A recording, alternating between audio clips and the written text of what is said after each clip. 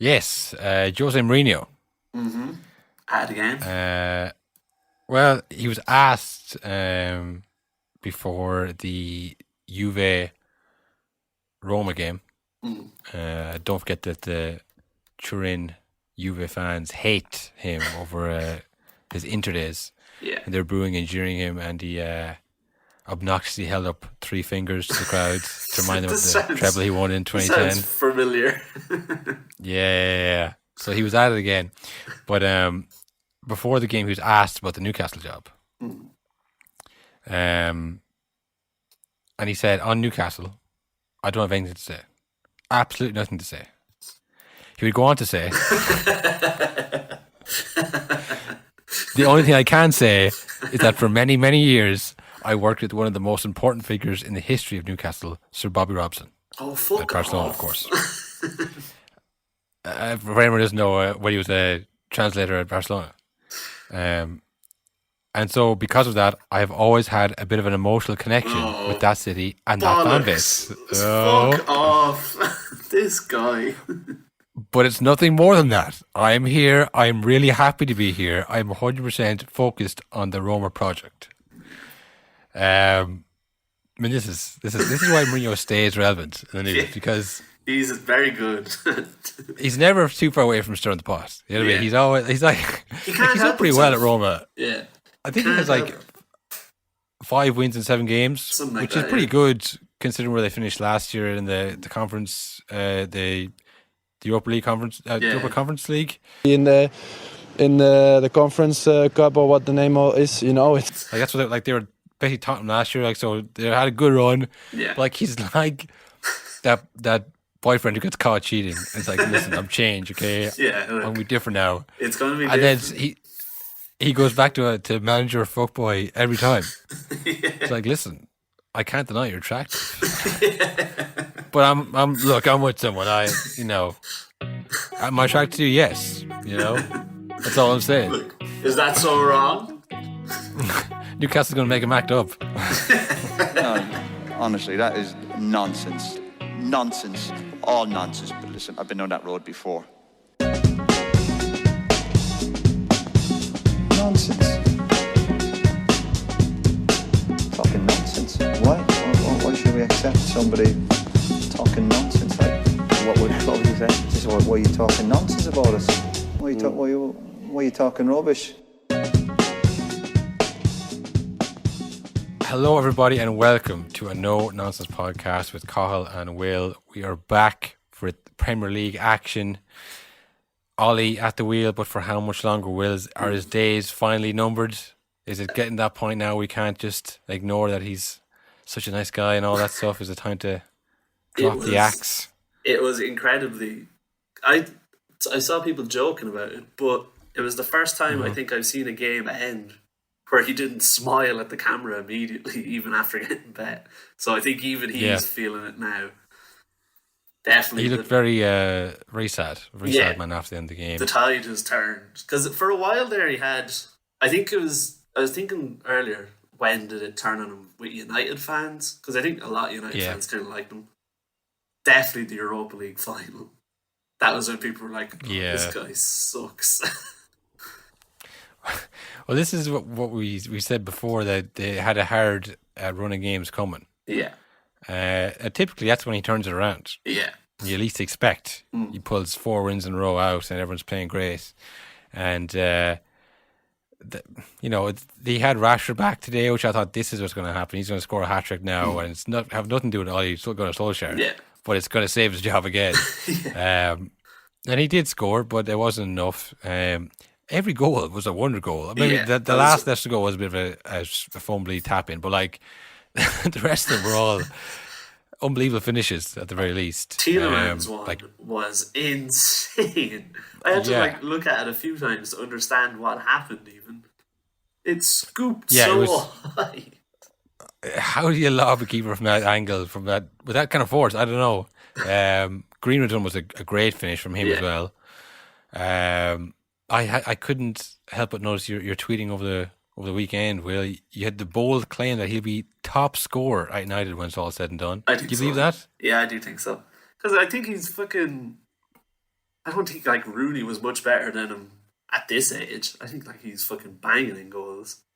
I think he's like third highest teenage goal scorer in the club's history, and like George Best is the person above him and lads like that. So yeah, I think like if he stays fit and if they get probably a new manager in, definitely I think he could do it. I don't see why not. Well, that's the key, is that what Rooney had that Greenwood doesn't have, and realistically probably won't have, is domination for most of his career. Yeah, that's true. Like where he would win every other league with United. I don't think. Obviously he scored yesterday in a loss, but the days when they lose badly or they're not competing for the title, I mean, that was few and far between for Wayne Rooney. I mean, every other game they were the better team, and look, that brings us back to Ole Gunnar Solskjaer. Like, no one's expecting to be Alex Ferguson and dominate for 30 years. Yeah, but I think it was Gary Neville at the weekend was saying if he was in right after Alex Ferguson, he'd be gone long ago. Oh, yeah. But it's that the standards have dropped so much. Yeah. That it's like, oh well, look, it could be worse. It's like, well, it could be a lot better. Yeah. I mean, he has done a lot of good. Like, I think people do forget how fucking shit United were for a while there. Like, there was periods of time there where I could not name one United player that I liked. They were just all like shit, and they're like just a collection of random players that you don't care about. He's built a good enough squad, if it is him doing that even. He's pretty likable for a while there.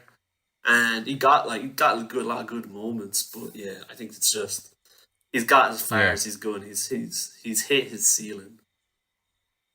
And this is very odd of him. You were saying about Rashford coming back. It was the first time I've seen him put his foot in his mouth about one of his players. He's normally excellent at handling his players and stuff, and like taking the fall for them or whatever. But the very first thing he said about Rashford right before his first game back was that now it's time to focus on football. Forget all the poor people, Rashford. Don't worry about it. Forget all of the excellent things you're doing. Worry about saving my job. Yeah, that was the sign of maybe a desperation from Ollie, that he's really starting to feel the pressure now. Yeah. Where it's like he needs all his best players back. I mean, obviously they're missing Varane from his Nations League triumph with France. So they had Maguire, who wasn't fully fit either. Yeah, playing, he looked awful. He had a terrible game because he looked like he was fucking struggling. Yeah. So this is the thing. I think he's probably feeling, I need you back straight away. So if he's probably, like I said, the wrong person to go after is Rashford to focus on the. Yeah, it's not like he's going partying. It's not like he's over the years, at United, there's other players who weren't focusing on games or focusing on other things, but it was rarely charity work. So when you're not doing it on the pitch, you can't afford to lose the battle in the media as well. Yeah. So going after Marcus Rashford is just going to be a loser for you. Yeah. So yeah, I mean, look, it was a great game, I thought. But, I guess that's the neutral viewpoint. 4-2, 6 goals, always a great game. Yeah. Like I say, this is the start of the tough fixtures for United. Yeah. I mean, as always, it might say it's kind of boring. Every United game's like, is this time for it to go? Is this time for it? But we were saying this one feels a bit different. This one feels like it's not going to get better this time. He's not going to pull it out of the bag. Yeah, it feels like the players are starting to feel it now, which it never did seem like. Again, he'd always go on the crazy runs where fucking Pogba would have a string of amazing games.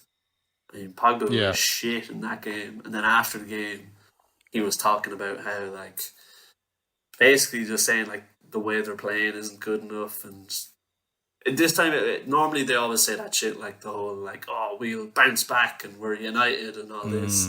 This time, Pogba was like, hey, maybe the way we're playing is wrong, like the tactics. Yeah. I mean, like, the thing as well, we were saying, like, oh, you need to have someone to come in to replace you. You know what I mean? There's no point just sacking him and then, oh, well, now who do we put in? He was bad, but, we need someone better to come in. And with the Newcastle takeover in the last week or so, it feels like there's more pressure now on. That it's like, oh, shit, what if Newcastle get Conte or Zidane? And then we miss our chance again. Yeah. And then there really is nobody. So it feels like it's all kind of mounting against Solskjaer here. And, I like I say, he has done well, whatever role he had in bringing players to the club, or I'm sure he had some role. I mean, they wouldn't have gone if they thought, I'm not going to play for him because he's so even him being there is having a role in it. You think of Bruce Rioch for Arsenal in the 90s. He brought Bergkamp. He brought Bergkamp to Arsenal, and then he played well under Wenger. Everyone thinks that Wenger, that's a Wenger player brought in. Yeah. Not necessarily that. A new manager needs to come in and revamp the squad, but it just sometimes, like you say, he takes the team as far as he can take them. Yeah. And then you need someone else to even if there's good players there, you might be able to use them as well as, say, Zidane or Conte. So it does feel like the writing's on the wall because the games aren't getting any easier. You got like the Liverpool, Champions League games away. I think the Liverpool game will seal the deal because I could see them fucking hammering United. Yeah, well, with the way they're playing, 5-0 win over Watford. I mean, Watford are going well. That's the thing. Watford aren't going it's not like you hammered Norwich again. Everyone does Newcastle or Leeds. Yeah. This is a team who are going not too bad. Not the worst team in the league by a long shot. And Mo Salah, the man just cannot stop scoring. Yeah. He wants £500 a week. He wants Something to be like the highest paid player in the league, which. Yeah. Sure, I mean, if you're the best player in the league, fine. That logically that makes sense. Best player, most money, but you don't play for Newcastle, rich nation. You play for Liverpool, and that's the whole kind of inflation of wages. So I mean, I don't think he'll get it at Newcastle. I don't think he get it at Liverpool. Yeah, but will he get it at Newcastle? Will he get it somewhere else? They'll definitely try. Yeah, the Newcastle era started this weekend as well, didn't it? It started with a 3-2 loss to Spurs. Yeah. I mean, it is mad seeing all these grown men with towels on their head walk around. Very Newcastle. weird. Waving Saudi Arabian flags and stuff. Very odd. Although I don't know really why people are shocked, because this is an English tradition. I mean, every time the Queen leaves her massive house, they pack the streets and wave and cheer and cry as she goes by. Even when the sun never set on the British Empire. Yeah. But that was always just, that's just stuff that's happening far away. It has nothing to do with us. I always remember our fourth year trip when we went to London. And we went to the big museum. I can't remember what it's called. Was it the Tower of London? Madame Tussauds. Yeah, but it's the one where it has all of the stuff they took from India, stuff they took from everywhere, all over the place, and it's basically jewels they've stolen. And then when we were walking out, the donation box for the museum was fucking stuffed to the brim with money. So people were like, this is it. Keep this coming. Yeah. So now you have people the jarring scenes on Tyneside. What is this? This isn't the English morals. This isn't what we're about. Yeah. Anyways, back to Brexit update. It's like we were saying this before. It's not the turning point. It's definitely not a good development. Yeah. You think of again. This is my references are the English Game on Netflix. I don't know if it's even still on there. Okay, but what I understand is that this all started from factory owners who employed people to work at the factories, quote unquote, so that they could play football for the team. Yeah, it's always been billionaire playthings. Yeah, you know what I mean. It's always been the most powerful people in society's game. Yeah. So if you start off that way, I mean, there's not much other way they can go. It's only going to get worse. It's only going to devolve into, nations taking over these clubs and invest money into it. But you know what? Like I said, we said this last week. I think we have another confirmed listener of the pod. Oh yeah. Because Jamie Redknapp, he gave his opinion on what's going on in Newcastle. Oh yeah, interesting. I'll play the clip. All that we can ask then is for the Newcastle fans to go into this with their eyes wide open and ask questions themselves. Absolutely, and they'll be well aware. But the truth is, David, I'm not sure football fans, the majority, really care who owns their club. I think if you were going to go into the business dealings of a lot of the Premier League owners, we might not even have a league. You have to be very careful. Newcastle fans right now are so excited. They are beyond. And it will, of course, time will pass. We've got short memories in football. There'll be another story. But right now, the Newcastle owners are delighting this city. They deserve a bit of luck, deserve something to go their way. They're going to invest millions, not just into the football club, but into the city itself. So they are, right now, they have every reason to be ecstatic. Yeah, not exactly the PR exposure that the Premier League would want from Sky and Jim Redknapp there. Listen, they're all crooks. If we're going to start digging, you think the Saudi Arabians are bad. That's just the stuff you know about. Yeah. All right? You've seen the people who own Sky. Yeah. And look, this is the thing. He's not wrong. Yeah. This is what we said before. It's like, and look, it's what we're saying now. People don't care. They never cared in England. This is how their country has worked. Yeah. You know, this is how Brexit happened. Let's get back to the glory days when we owned half the world, where we enslaved half the world. You know, people were saying it's jarring seeing that Newcastle fans hero worshipping other people's oppressors. I mean, that is what England is. Yeah. You know, like, so. Yeah, Jamie Redknapp telling it how it is, which we like to see on the show, but I mean, definitely the Premier League are like, oh, don't say that. Don't say it's completely fucked. Shut up, idiot. You have to think of the owners as well. Imagine fucking Abramovich seeing that and just being like, get him off of my fucking television. Yeah, but like, you know, what can you say? Like, it's one of those things. It's like you blame the Newcastle fans because you can see them. Yeah, you know what I mean. And like they're the kind of I can see them, you know, cheering them in. But like, it is the Premier League or whoever allows them to take over a club and say, yeah, do what you want, you know. You know, but we don't know who that is. It's this entity that is the Premier League. Who makes that decisions? We don't know. It's like, you know, the worst thing Ed Woodward. Whatever happened to Edward was people knowing who he was. Yeah. Like there's the person does that job in every club, but no one knows who it is except for Ed Woodward. Yeah. You know? It's like if we knew who the guy who was making the decisions was, he'd be getting the abuse, not Newcastle fans. But as it is, he's hidden in the shadows and you know, it all goes down without a hitch. I mean, look, what happened on the pitch is whatever. I mean, you know, 3-2, Kane scored again against the worst team in the league. Congratulations, Harry Kane. Yeah.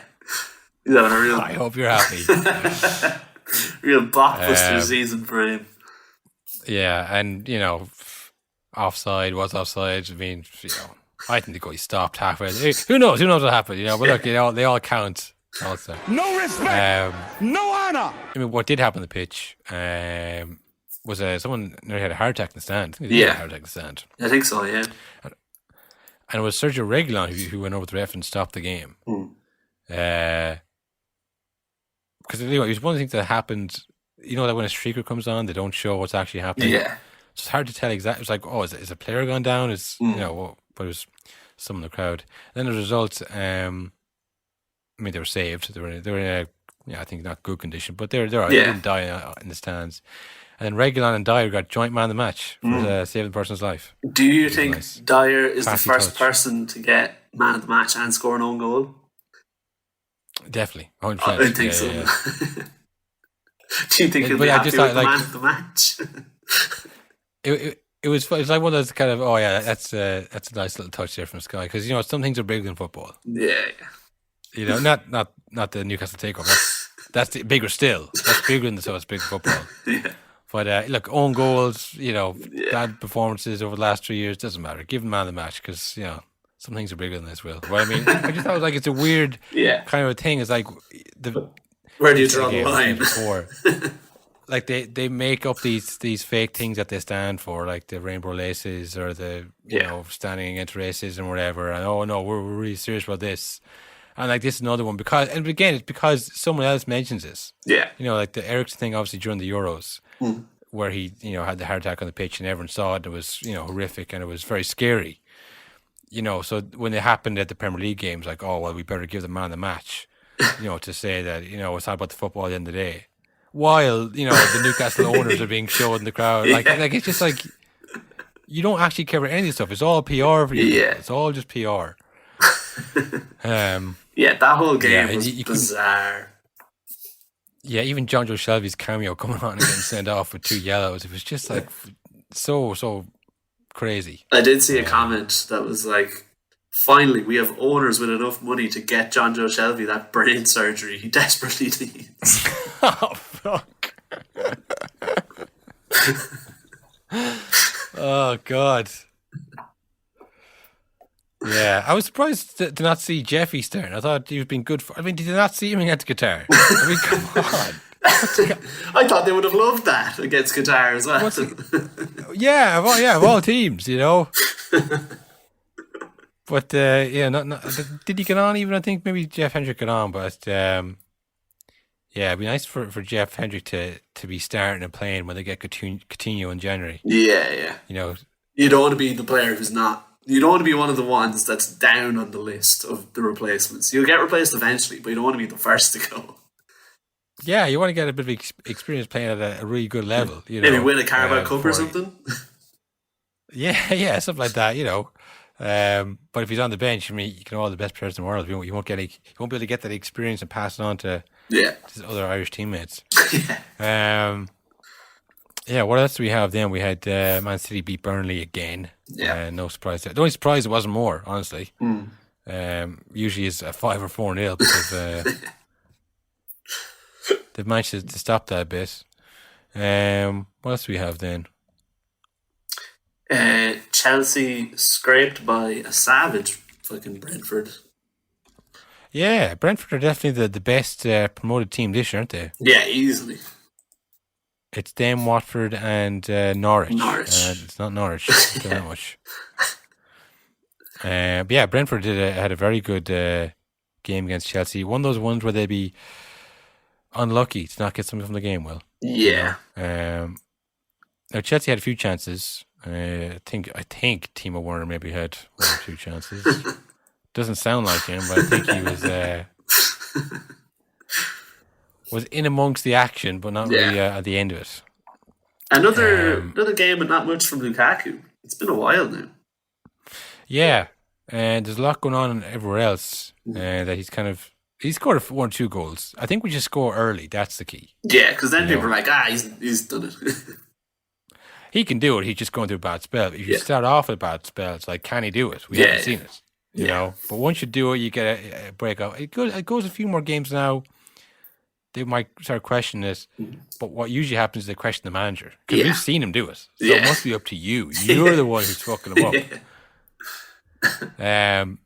I like to say if Redknapp, if Jim Redknapp is a listener and steals our thoughts and puts them on Sky Sports, then who else is definitely a listener of the show and someone we've riled right up is Penn Chilwell, who scored in every game since we called him Penn Chilwell, and screamers. Yeah, he scored for England. He scored for Chelsea. He can't stop scoring as a left back. He wasn't even playing when we said that. I mean, he's on a tear.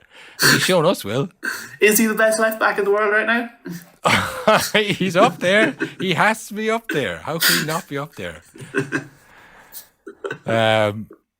Yeah, this is the thing with Chelsea. They have such a good squad that even when the designated goal scorers aren't scoring goals, they have the likes of Ben Chilwell, Alonso. Yeah. Literally every defender for Chelsea has scored this year, I'm pretty sure. Yeah. I haven't looked up, but I can confidently say guaranteed scored. Shabalala has definitely scored. Who else do they have with the Rudiger scored. Rudiger's definitely scored. I think even Zuma scored for West Ham. I mean, everyone but Lukaku and Werner are banging the goals for Chelsea. I think they sit top of the league now as well. Yeah, they are. They're indeed. So yours and a lot of people's early guess for the title is looking pretty solid, pretty nailed on right now. Liverpool look pretty decent, as do City. It looks like it'll be those 3. Yeah. For how long, I don't know. It's never 3 at the end. It's always 2 at the end. Even if it's, the last 2 months where one team falls away, one team does. Yeah. I'd have to guess that team would be Liverpool. Just because of the squad. Yeah. Surely they're... I mean, like we saw last year, when one of their big players gets injured, they do kind of struggle a bit because they have such a good starting 11 that it's hard to replace any of them. Yeah. And again, it was Mane got his 100th goal Yeah. for Liverpool, or was that his 100th Premier League goal? 100 Premier League goal, I think. Which seems crazy. Goal, yeah. He seems. I wouldn't have thought that. Well, he must be playing 10 years. Well, not 10 years now. He's only, 29? Is he? 30? I'm not sure, yeah. But around that. He was young at Southampton, wasn't he? Maybe 6 or 7 years. And he was, like I say, banging goals for Southampton, and he scored loads for Liverpool as well. He's been so consistent. I think his season. Obviously Salah has as well. I think last year's bad season for Mane, for me, definitely, I forgot about him completely. Yeah, well, people keep saying that he had a bad season last season. He didn't play great, but he still scored a lot of goals and assists. Yeah. You know, I think it's because Salah has been so good. Yeah. Like, literally 30 plus goals, whereas Mane's measly, like, 18 goals and 10 assists ever was. Like, you know, once insane numbers. I mean, can you imagine Ego Aspas scoring that many goals and going, it wasn't his best season. Yeah. I've seen him do better. He scored how many? How old is he? Yeah. The thing, you don't score like 100 goals without scoring consistently every single season. Yeah. You know, so I mean, I'll just check there. He has 8 games, 5 goals, 0 assists. So he's just all about goals this season, Sadio Mane. Yeah. And like I say, he's banging them in. Last year, he had 16 goals and 9 assists. Holy fuck. In all competitions. Oh, okay. He had 11-8 in the Premier League. That's still very good. I mean, 11-8 as the other guy who scores. I mean, you know, if Timo Werner gets 11 goals and 8 assists this year for Chelsea, it would literally be his best season. At Chelsea, I suppose, of the two. So, not that good. But, you know what I'm saying? Like, it's not, you know, be like, terrible season for Mane. I mean, they got 3 in Champions League, 2 in the FA Cup. You know, he scored goals and mattered. But, yeah, it just feels like this is kind of like the peak of this Liverpool team. Yeah, almost, tough to get better than this, you would think. So if this isn't good enough to beat Chelsea and City because of, you know, what Salah's looking for, increased wages, being the best paid player in the league, all that kind of stuff, it does kind of beg the question, is it time to kind of go somewhere else then? Yeah. You know? Again, not like you're not getting paid well, Liverpool, but like if you want the big money, you want to win things, and you're going really well, you're Salah and Mane. I know Firmino's got a hat-trick there. Last time, again, it's the third option, you know, which is crazy. But you wonder, now maybe not necessarily Newcastle, but you know, do you think Salah will stay if they don't win the league this year?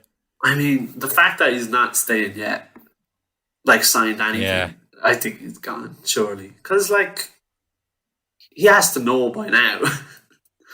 Like, I can't imagine they're going to give him fucking whatever he wants, which is about, like, 500 grand would be the equivalent to. Like, that's tough for even the biggest teams to... Because he's 30 as well, even though he's unbelievable. That's not how Liverpool do. Like, they just sold... They got rid of Wijnaldum just because it's like, no, he's too old. When he was an important part of the team. Like. Yeah. I don't know. It's just, like say, usually these things get done when they get, like, I think Ansu Fati. No, I think it was actually Pedri Barcelona signed an extension there till 2025. Yeah, it's a big one. And the buyout clause is 1 billion. Yeah. You know, like that's done. That's you know, he knew he wanted to stay there. You know, when your prize asked like that, and for Barcelona, that's all they got right now. Like they need him to stay there. You know, you offer what you the best you can offer, and a deal gets done if they want to stay. Like there's no way Newcastle low ball and Sal right now. Yeah. What did last year? What was on this year? No, the way they're going. Yeah, I might give you a 5% increase, maybe. Yeah. What do you think of that? Try that on for size. You know, they're saying, listen, this is what we can offer you here. Yeah. And if he's like, I'll see what Real Madrid do in 3 months' time. I'll see if this Newcastle situation pans out. Yeah. You know, he's already thinking about leaving. So if he gets an offer, which if he keeps playing at this, he's not getting an offer from somebody. Yeah. So yeah, I mean, it could be one last dance for this Liverpool team, this great Liverpool team. Yeah. Win, lose or draw. I think this might be the last chance for them to win a league with this team, and maybe the Champions League as well. But and I can't imagine. I couldn't imagine Klopp staying too much longer. That's not really what he does, isn't it? Like he has he kind of comes, does one stint, like one kind of project, one squad, and then he kind of does what he needs to do, bows out, does something else. I can't imagine him going through a full rebuild with Liverpool. Yeah, I suppose loads of teams would love to have Klopp there, so I mean, wouldn't have options. Yeah. Yeah, I mean, it'd be tough. Say if you were to lose Salah and Mane in the one, say this summer, he likes Jordan Henderson, getting a bit older. Milner, obviously, stalwart of that team. Yeah. It is kind of come to the end. It would be a good time to get out. And if you just leave it into this season, regardless, if he gets them into the Champions League or whatever it is, it doesn't really matter what he does this season, because he's done so well with them. He could leave as a Liverpool legend. Yeah, he's there already. Intact. Yeah. It would be a good time to leave, looking down the road at, maybe this team doesn't have much more in it. Yeah. And like I say, if you lose one or two of those players as well, after losing Wijnaldum this last summer because FSG wouldn't give him more money. Yeah. Yeah, I could see him. I mean, this is obviously the worst thing a Liverpool fan want to hear. Yeah, you could lose Salah, Klopp and Mane this summer. Things are going too well at the moment. Henderson looks like he might die soon. He's getting pretty old. I mean, we are kind of doomsday prepping here for. They won 5-0 at the weekend.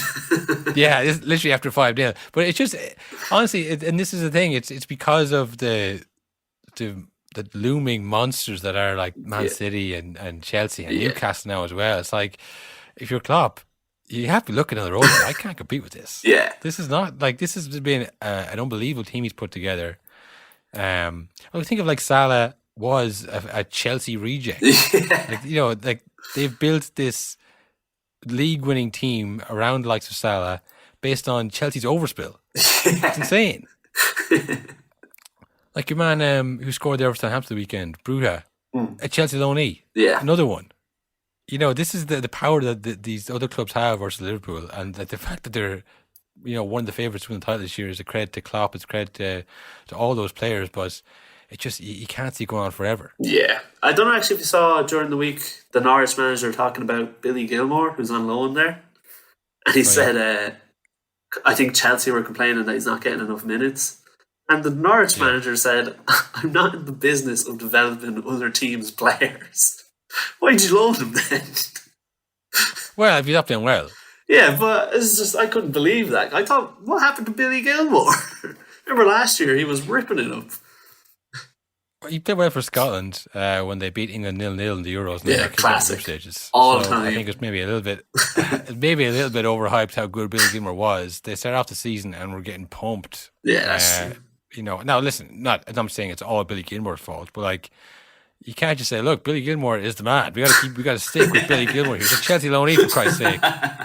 Put some respect on his name. He changed it out. Norwich haven't done much better. I'd like to see a bit more Atromitos, if I'm totally honest. But if someone says, why are you playing Billy Gilmore, he needs to play more. It's like, we're trying to survive in the Premier League. I'm not looking out for Billy Gilmore. I'm looking out for me in Norwich. So I think I understand that perfectly well. If he's not cutting the mustard down there in Norwich, then he's got to earn his way into the team like everyone else. Yeah, that makes sense. I don't think I've ever heard a manager say that. Because I'd imagine it's probably relations between the two clubs. They're going to want loans in the future, and for him to just be like, "Fuck that, I don't care." Yeah, no, for that kind of say the relationship with Chelsea, maybe it's not the best, but I see where he's coming from. Listen, I'm trying to fucking get a win here, okay? Yeah, we're Norwich.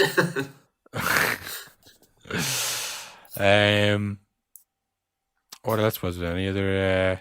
I saw Bayern Munich pumped Leverkusen 5-1. Yeah, that league's a joke. Or maybe it's just Lewandowski. Lewandowski making another push for the Ballon d'Or. Yeah. Say stiff competition there for Benzema. But I think Lewandowski's goal record can't be ignored anymore, Will. Yeah.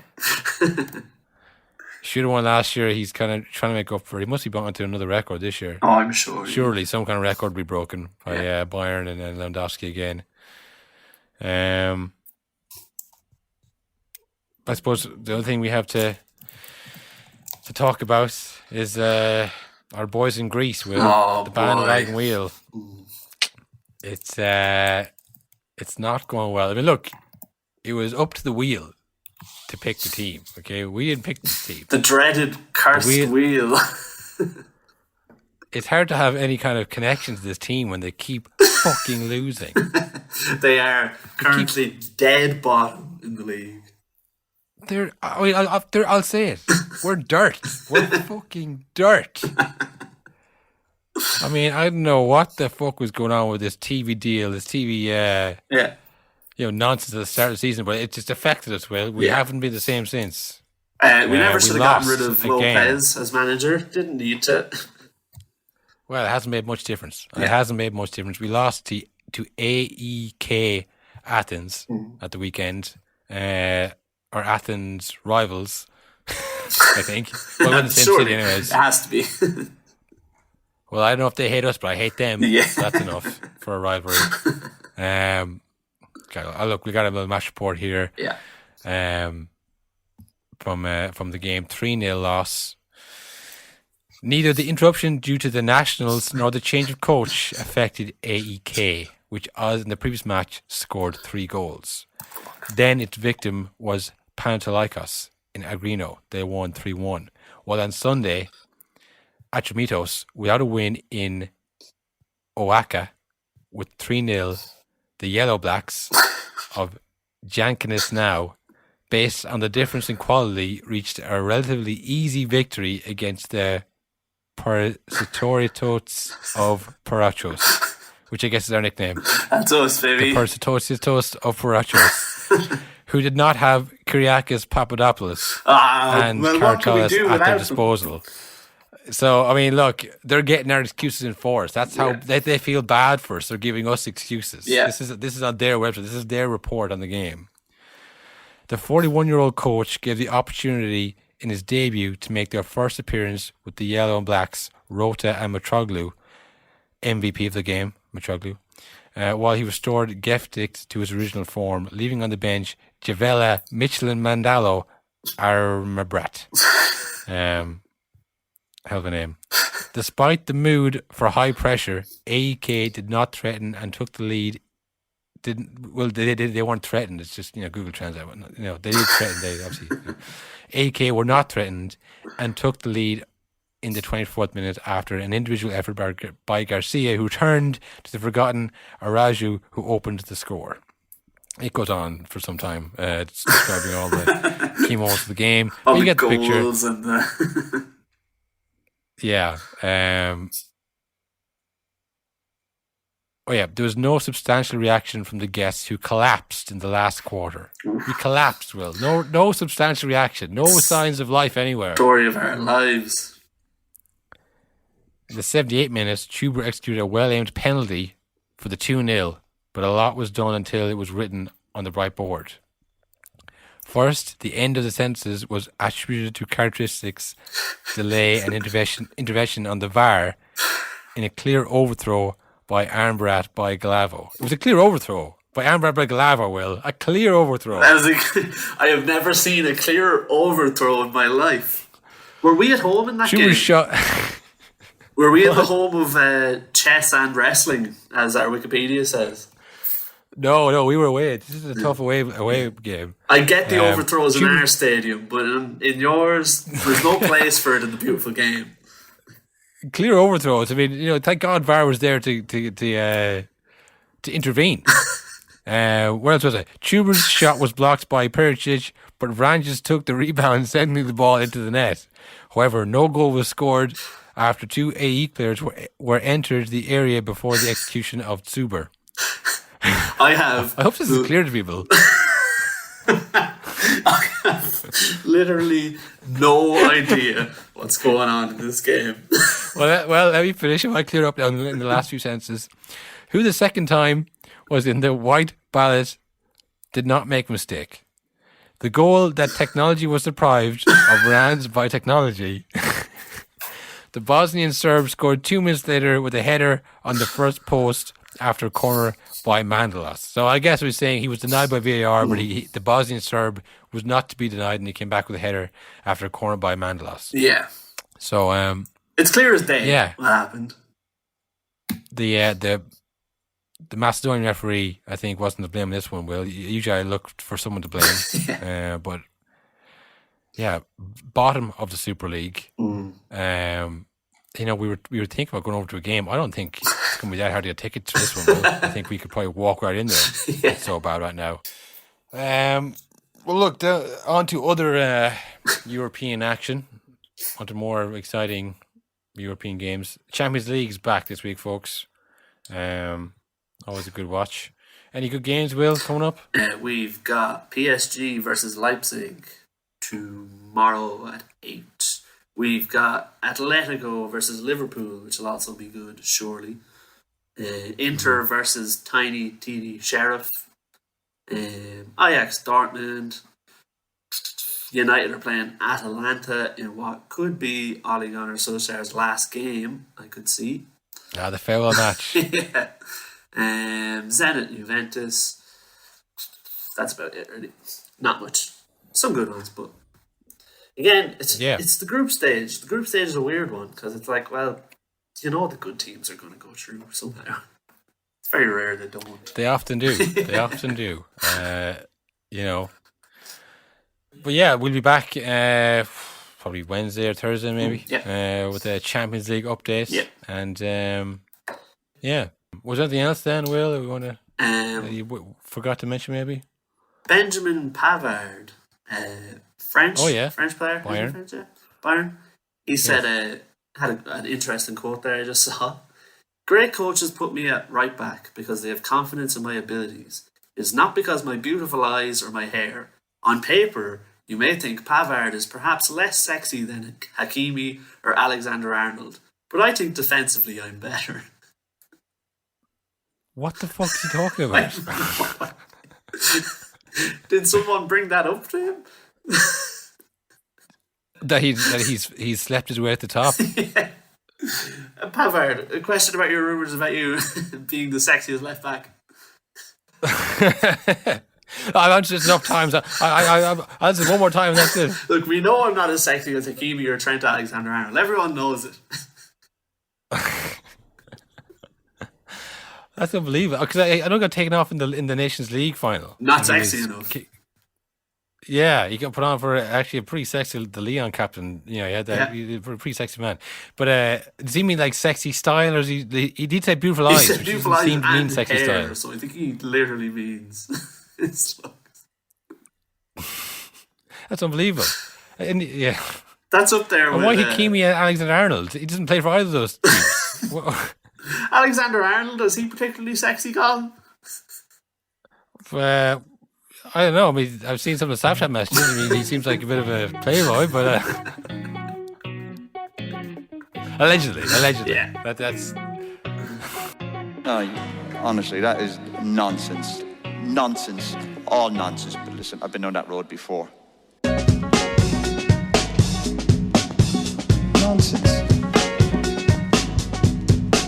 Talking nonsense. Why should we accept somebody talking nonsense? Like, what would you say? Just why are you talking nonsense about us? Why are you talking rubbish?